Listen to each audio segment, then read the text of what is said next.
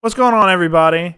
Back at you with another video. In today's video, we're going over 5 of, in our opinion, the best day 3 picks in terms of value based on how we graded them as prospects, their projected landing spots, and how they did at the combine. Watch the end of this video and you'll see some guys that you've probably seen before and other guys that you probably have never heard of. All right, first one up, we got RJ Harvey out of UCF. One of the more agile running backs in this year's class. Graded out pretty well in terms of his combine performance, right? He had a 4.4 40-yard dash. He ranked 3rd in the combine in terms of production score. And then he kind of teetered off a little bit at 12th in terms of his athleticism. I will say, in terms of athleticism for him, it's not nearly as important, in my opinion, just due to how he runs. We compared him to LaShawn McCoy, a little bit of Le'Veon Bell as well. Kind of making something out of nothing is his best trait. His vision is out of this world, and it just finds very creative running lanes so much on film. I will say one of the negatives about RJ Harvey is he likes to do that a little bit too much when there's just an easy lane to get 3 or 4 yards. He'll cut back and occasionally lose yardage. So that is one negative with him. Currently, he's projected to be a 5th round pick. And teams like the Broncos, the Giants, and the Cowboys who need a type of player like this, maybe, not necessarily a power back. He's not necessarily a power back by any means, but he is that elusive back that, could be the lightning in an offense. He's fast enough to break big runs, but his biggest quality is that type of creativity and that cutback ability that he has. And at number 2, we got a guy that not a lot of people are talking about. And when I do hear words spoke of this man, it's usually in negative ways, which is very odd to me because we were really impressed by Damian Martinez out of Miami on film. Very powerful runner that was able to shake off tackles consistently, has a pretty mean stiff arm as well. And, for a guy that's more of a power back, we didn't really see that much speed on film, really. A 4.51 for him is very adequate, in my opinion. For his production score, they gave him 10th in the class. And then athleticism, he wasn't going to score very well as an athlete. They gave him 19th there. Overall, 11th rank. Damian Martinez, he's currently projected, I believe, a 5th round pick as well. Teams like the Bears, the Browns, and the Steelers, all of those guys have lost or have never had a power back. The Bears didn't have a power back last year, really. The Browns are losing Nick Chubb, more than likely, and the Steelers lost Najee Harris to free agency.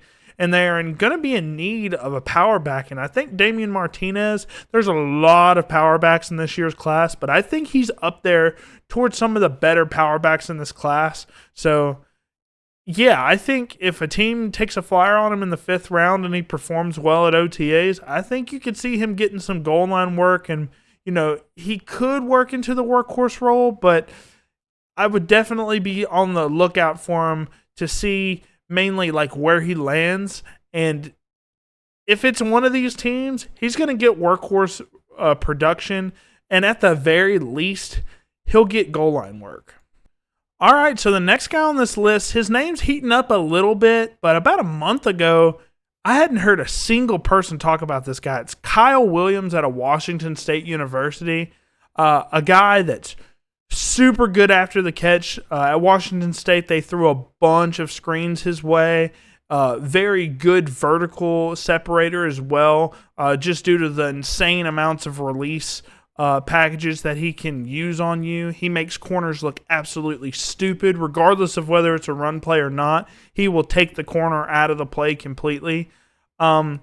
He did pretty well at the combine as well. A 4.4 40. I thought he'd run a little bit faster than that, but I think that's still adequate for him as well. In terms of his score breakdown, they gave him 8th in terms of production, 23rd in terms of athleticism. He is a little bit smaller. He's 5'11", like 186. So he does have a more of a lean frame. And then overall, they gave him 13th. You know, it's interesting because he's going to be like a 5th or a 6th round pick projected. And it's going to be hard for him to get on the field initially. But if he shows out a little bit, and especially if he lands on a team like the Raiders, where they're starting guys like Trey Tucker, no offense to Trey Tucker, but I think Kyle Williams is a better prospect than Trey Tucker. Or maybe even, you know, the Brandon Cooks replacement for the Cowboys. The Chargers need an X. I know Mike Williams is back, but he's not going to stay healthy more than likely. But yeah, Kyle Williams, if he lands on a spot where he could actually fit into the starting lineup, I would definitely be taking him in the late 2nd to early 3rd of your fantasy drafts.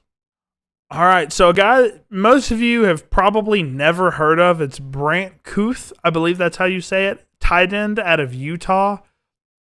So I was going through basically every single projected drafted tight end in this year's draft class. And he's not even projected to be drafted, by the way.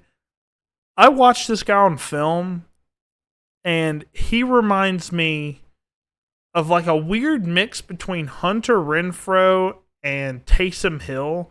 I know I'm about to say Hunter Renfrow and then follow it up with he's very athletic. Obviously, I know that's strange. Very good after the catch. Very good gadget player.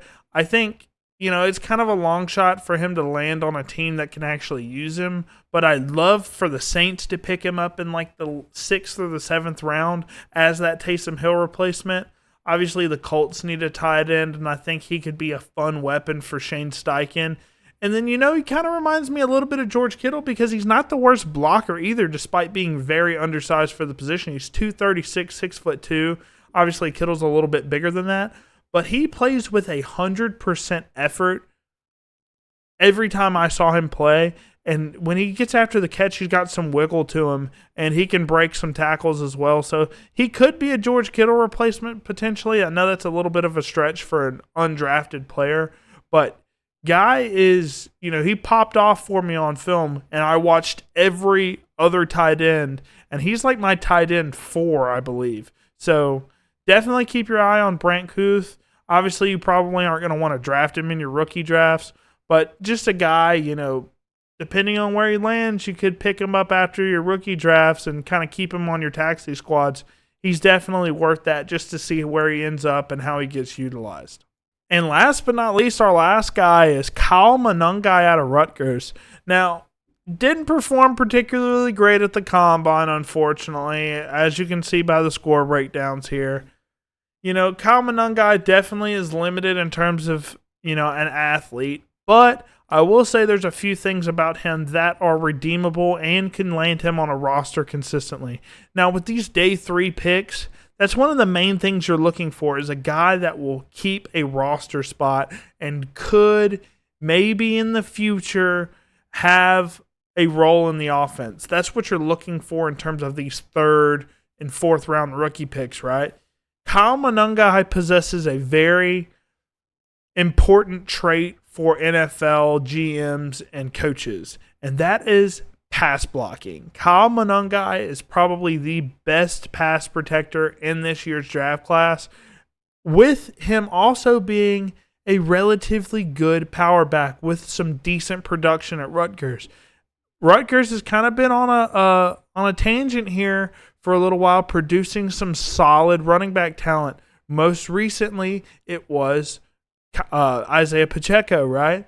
And it's kind of the same sort of deal, right? In terms of landing spots. Bears, they don't have a power back. They probably also need a guy that can pass block for Caleb Williams. DeAndre Swift's not really that guy. The Browns, same thing. They lost Nick Chubb, as we said earlier. They need a pass blocking running back as well. They don't really have one.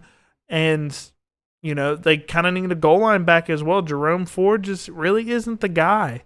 And then for the Steelers, they lost Najee Harris. I could see Kyle Monangai easily picking up that role.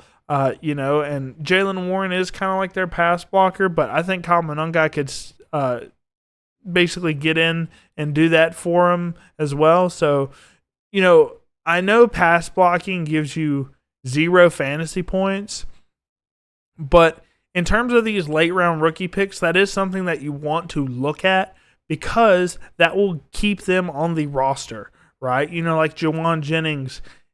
Yeah, he's a solid receiver, but he's the best blocking wide receiver in the NFL probably, and he's going to stay in the NFL for a long time because of that. So just kind of keep that in mind for your rookie picks. I think Kyle Monangai ends up on a roster and will stay on a roster for a significant amount of time just due to that one skill set that he has. All right, and that's our list. Basically, quick 5 day 3 picks. It's very important to know that most of these 3rd and 4th round rookie picks probably aren't going to make a roster, unfortunately. If they do, they may play a year, like in the case of like a Jamari Thrash or something, and then get kicked off the team, right? Get cut. So, you got to look for those high-end traits like pass blocking, or if they offer something in terms of like RJ Harvey, like an elite sense of cutback, creativity. We're looking for those types of things, even though they may be limited elsewhere. So, with that being said, thank you guys for watching. If you want to see more videos like this, please comment below. And if there's anybody that you think we missed, let us know in the comments as well. Thank you guys for watching, and we'll see you in the next video.